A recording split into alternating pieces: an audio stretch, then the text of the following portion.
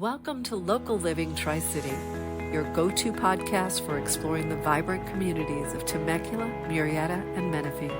Join me, Liz Jones, as we dive into real estate insights and local business stories, bringing you closer to the heart of our Tri-City area. Let's get started with today's episode. Welcome, Brett, to Local Living, where it's a podcast talking about our local area. And in this case, we are in the Murrieta Temecula Inland Valley area. And we want to thank you for coming on. We have some interesting topics as our community is growing. We have interest in issues that come up with traffic all the time. So when I had an opportunity to have you on this show, I was very, very excited for the opportunity to talk about what Traffic Logic does. And for those of you out in the audience, this is Brett Ferrin, and we were introduced through Traffic Logic. And Brett, thank you for being here today. Thank you, Liz. I'm excited to discuss these topics because it affects every community, but especially those growing communities where we've lived in an area for a really long time and we don't like growth, right? We don't like to see things change. It's so true. I can't tell you how many city officials I've had into the podcast and have talked about the struggles, whether it's at a city council meeting or whether or not it's about on-off ramps for our freeways. It's been a major issue. And we've had a burst of affordable housing and workforce housing here in the area. And I was told and quoted a number, 10,000 units recently in our small community. Wow. Yeah. So based on our growth, our explosive growth, we are really seeing an impasse. We're turning into the freeways that most of us only see in LA County. I believe it was Inman News where I read a statistic that the Riverside County area will be by 2048 growing by 3.5 million people. That's huge. That is huge. Yeah. Part of our concern is that we don't really have the jobs here. Folks are traveling to Orange County, LA County, San Diego County for their jobs, but they reside here because of the cost of living. That makes sense. And with that comes all the headaches with travel, right? Absolutely. And that's where Traffic Logic comes in. So tell us a little bit, first of all, about you, how you got connected to your job, what drew you to that, and then a little bit about Traffic Logic. Fantastic. Well, thank you. So I guess my background is a little bit interesting. I don't know that I chose my career as much as maybe default. I've been in sales for over almost 40 years, and I've enjoyed this career. I got into traffic, I guess, by monster.com. I was looking for a job, I graduated from college, looking for that next step in my life, and found something on monster.com and applied. And I started out actually with glass beads and paint. Wow. So you drive down the freeway, and I always like to tell people this, but as you drive down the road and you see those spaces on a dotted yellow line. Yeah. How long, Liz, do you think those dotted yellow line spaces are? I have no idea. Maybe 3 feet? That's what everybody says. They're actually 10 feet long. No kidding. We're just going by that fast. They just seem like a blip. They just seem like a blip. So they're 10 feet long, 30-foot gap in between. That was my first crash course into anything traffic related. And it was an eye-opening experience for me. From there, I've moved on to a lot of different things in traffic safety. Ended up with Traffic Logics about 14 years ago as what you might call a startup company in around 2005. And anyway, it's been an incredible journey. I've learned a lot over the years, and I had an opportunity to see a lot of parts of the world. I've been to inland area of California, Inland Valley. I know where you're at. And actually, Murrieta is one of our customers. So. Oh, great. Oh, that's wonderful to hear. So yeah, I'm based out of Salt Lake City, Utah. I cover the entire United States, Canada, Central and South America for Traffic Logic. So again, I get to see a lot of parts of the world. That's wonderful. If you were to describe what Traffic Logic does in an overview, what are they exactly? So 2 words really define what we do, and it's traffic calming. We're trying to slow people down. And we have a whole toolbox of solutions that we use to do that. We like to think of it as a 3-step solution. First of all, just gather the data, figure out how bad the problem is. And then we go into an awareness situation where we can actually help people be more aware of how they're driving and those speeds that they're driving at. We drive where we're comfortable, not necessarily at a safe speed. And then from there, we can go into an enforcement situation where we can put in a rubber speed hump that affects everybody on the roadway. We can get into traffic cameras. We can do all different kinds of solutions. So we have a whole toolbox of solutions to help with that. That's wonderful. Who came up with that traffic calming tagline? That's pretty impressive. That is a traffic engineering term that I think it's been around forever.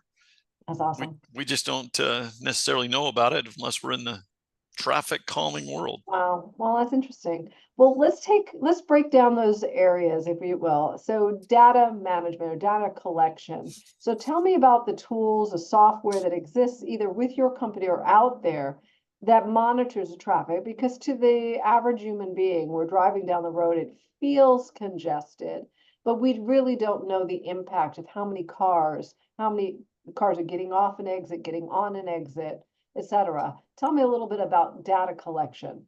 Great. So I think every decision in our life is better made with data, right? So we can guess, we can react, we can do all kinds of things, but until we really have a starting point, we really don't know what we're dealing with. And so all of our devices connect to our cloud, and that cloud is where we store that data. The benefit of that is whether you're using a radar sign, whether you're using traffic cameras, whatever the solution is, it all ties back into our cloud and therefore gives your community, your leadership in your community, immediate access to that data. Now, with that data, then they can go back. I was on the city council in Utah for 6 years. And I like to tell this story because, again, it was one of those learning experiences for me. But I would sit up there week after week and hear residents come in and say, oh, we have a speeding problem. We have this problem. Why aren't you doing this? Why aren't you doing this? And with data, now we can go back and we can have a conversation and say, well, okay, there is a problem. What are we going to do about it? Or there really isn't a problem. It's public perception. And I think that's the value of having this information. And regardless of how we get that data, we can talk about intersection data. We can talk about mid-block data. You talked about on and off ramp data. There are solutions where we can gather that information in a variety of different ways. Wow. You mentioned something about, it sounded like a sign with data collection. So are there speed signs that capture speed going by? Is that such a beast, or is it something similar to that? Yes, that's a great question. So anytime you drive by one of those your speed signs, it tells you how fast you're going, whether it's on a trailer or whether it's on a pole. Just about all of those devices have the ability to gather that speed data. So they're monitoring traffic counts, traffic volumes, what we refer to as average daily traffic. All of the decisions in the engineering world are based upon average daily traffic. So they take those volumes, they take the speed, and now we can look at how many people are over the speed limit by percentage or by number. We can look at average speed. In the engineering world, again, we talk about 85th percentile speed. And that's how we calculate what is the speed limit of the road. There's actually a calculation to figure that out. That's great. And so then also you mentioned that you have systems that does track, say, the traffic that goes on off ramps and things like that. Tell me a little bit about that system. Is it similar? Yes, so it's the same device that you would use on any roadway.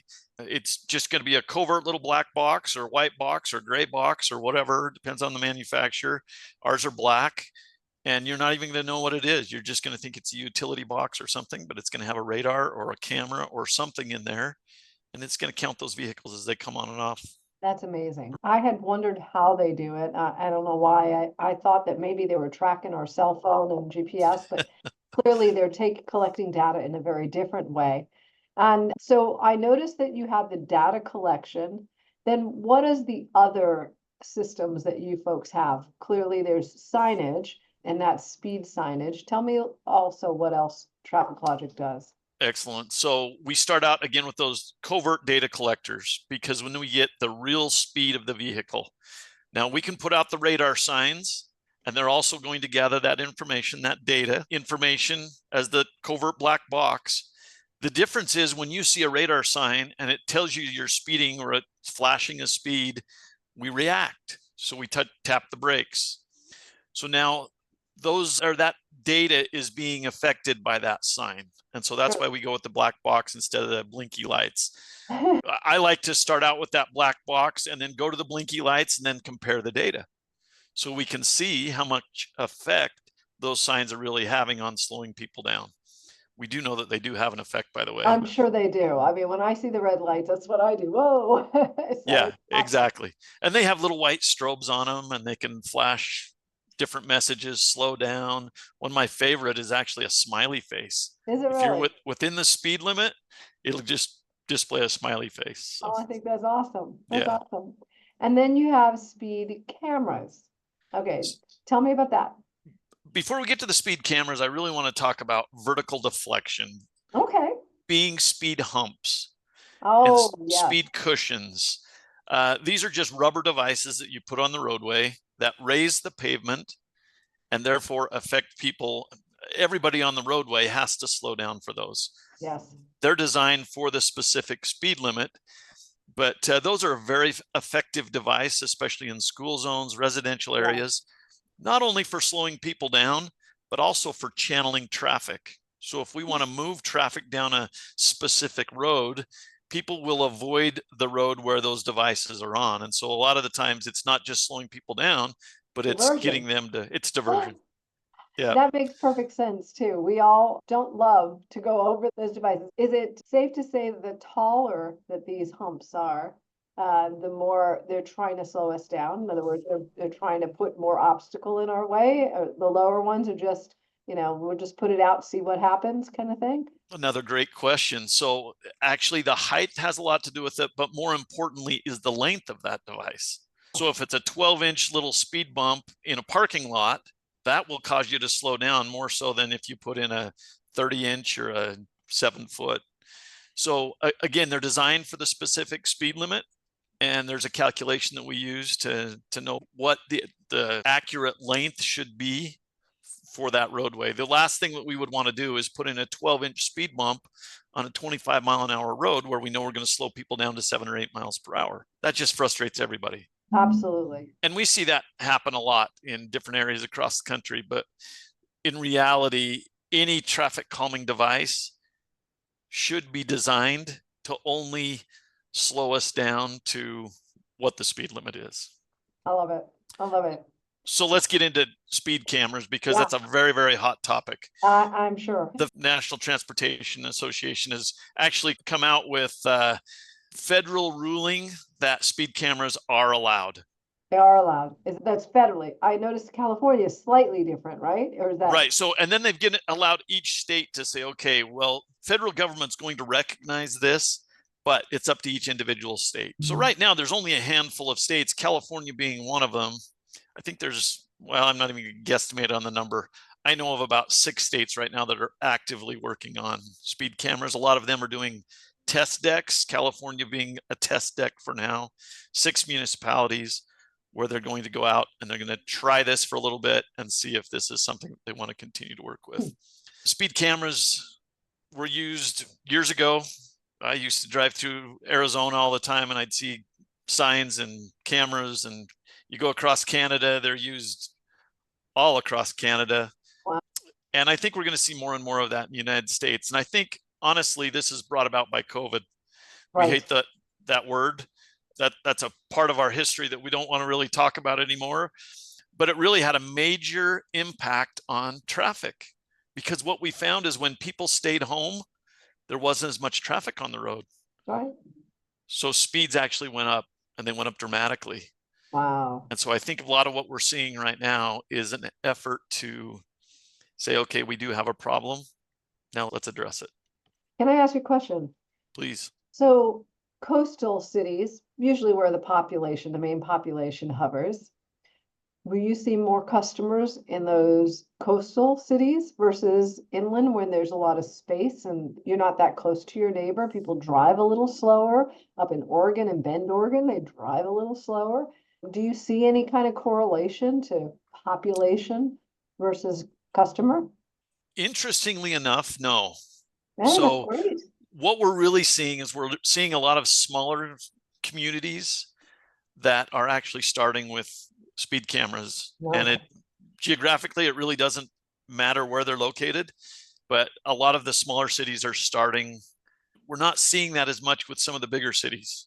Now, That's some of the awesome. bigger cities, I think part of the reason why is because maybe they've used speed cameras in the past, Right. and now they've kind of pulled back a little bit on that. We used to think a lot about red light cameras, Sure. and that was a major thing throughout the United Ooh, yeah. States. But enforcement of those red light cameras became a major issue. Oh, that's a full-time job for a team of people. I mean, how many of us do? California is known for rolling stops. So, Exactly. And it's a so, pet peeve of everybody oh, everywhere we go. But because of enforcement, they pulled back that red light camera ruling. And so there's not as many of those around. Speed cameras, I think they're just looking at this cautiously and optimistically that this will be a solution that we can use moving forward. For the most egregious speeders, I think that's the ones that we really want to target, is those that are going through school zones at 50 miles an hour. yeah, yeah. Now, does it take a picture of your license plate? Does it take capture speed and then present that? Because obviously, if you go to court, I wasn't speeding. I never remember speeding. How does that get proven?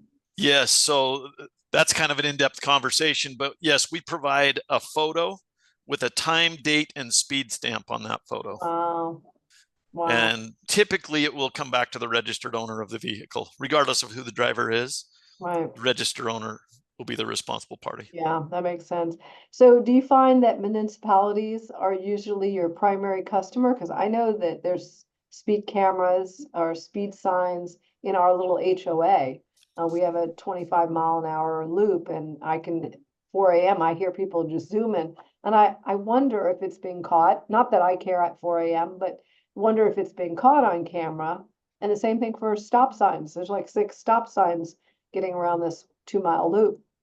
I'm So, really glad that you brought that up, because HOA business is very important to our company. We do a lot with private communities across the United States, and actually a lot in Central and South America as well. really? But private communities they're regulated by their own board, Right. their own community board. And so we do a lot of, they do the ticketing. We don't do the ticketing in that case. We provide the solution. We help them set up a template, and then they decide how they're going to manage that ticketing. That's wonderful. That's wonderful. Well, it sounds like it's a solution really to accommodate. I know we're such a hurried, fast-paced group of people today. I know that I sit on the top of that, and I'm always rushing to the next thing. And it is a solution that keeps people safe. It's not necessarily fun, but it keeps people safe. Absolutely. And I think a couple of things to contribute to that. Technology is amazing, right? We now have self-driving vehicles, autonomous vehicles that are out there. It's a lot easier to go faster than it ever was because of how nice our cars are. Our roadways have gotten better in most areas. Now they're still struggling in some areas, but I think we build better roadways than we've ever built. And so I think technology and advancements in all different aspects of our lives have really attributed to the increase in speed. And I also do think you're right.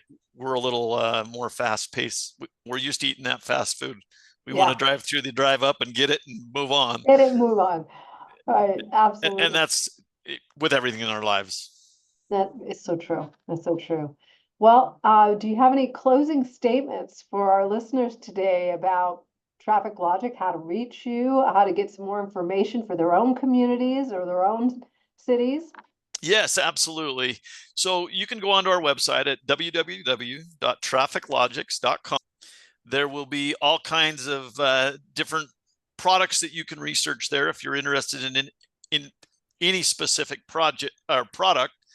And then there's also links where you can submit an opportunity to get a quote or have someone contact you.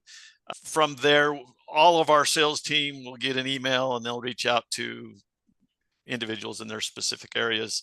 But I think I would say sometimes we get frustrated because of a lack of knowledge. And so before we get frustrated either with that car that drives down our roadway every day at a specific time, at a specific speed, maybe learn about that individual. Maybe find out what's going on in their life. Don't be quite so judgmental in that situation. If it is a problem, know the proper channel of addressing that. Is it the HOA? Is it your local community? But I would always say, ask for the data. Start with the data. Don't assume that they're going 80 miles an hour in a 25-mile-an-hour zone until you get it in writing. And then that will allow you to go back and really make your case. And at Traffic Logix, we're all about the data. Our slogan for our company is, I got to make sure I get this right because I always say it wrong, safeguarding your ordinary. Ah, that's great. We get up in the morning and we go about our daily lives. Right. And we just want to feel safe. At 2:00 last night, believe it or not, someone was trying to break into my back door of my house. Really? Yes, this just happened last night. And I've contacted all my neighbors and let them know, and we've had a problem in the community, but we just want to feel safe. Yes. Well, and it is purely, there's a science to what you're doing and a pathway for any city. Obviously, I'm sure you have competition as the world has competition out there, but you have come up with an end-to-end solution for anyone who needs to do, as you say, calm the traffic. And I can tell you, we need a lot of that around here. So that's Well, have somebody give me a call, Liz. We'll I be will. happy to I help know a them few folks in the city, so I truly appreciate it. Brett, thank you so much for joining us on this episode of Local Living. This is going to be valuable to a lot of us, if nothing else, to calm us or for understanding when we're having frustrating moments. So I appreciate all of this guidance that you've given us today. Well, thank you again. It's been great to be with you. Thank you so much. And until the next time. Thank you for listening to Local Living Tri-City. Stay tuned for more insights and stories from Temecula, Murrieta, Menifee, and surrounding areas. Be sure to subscribe, leave a review, and share this episode with a friend that is passionate about the Tri-City area as you are. Goodbye for now, and we'll see you next episode.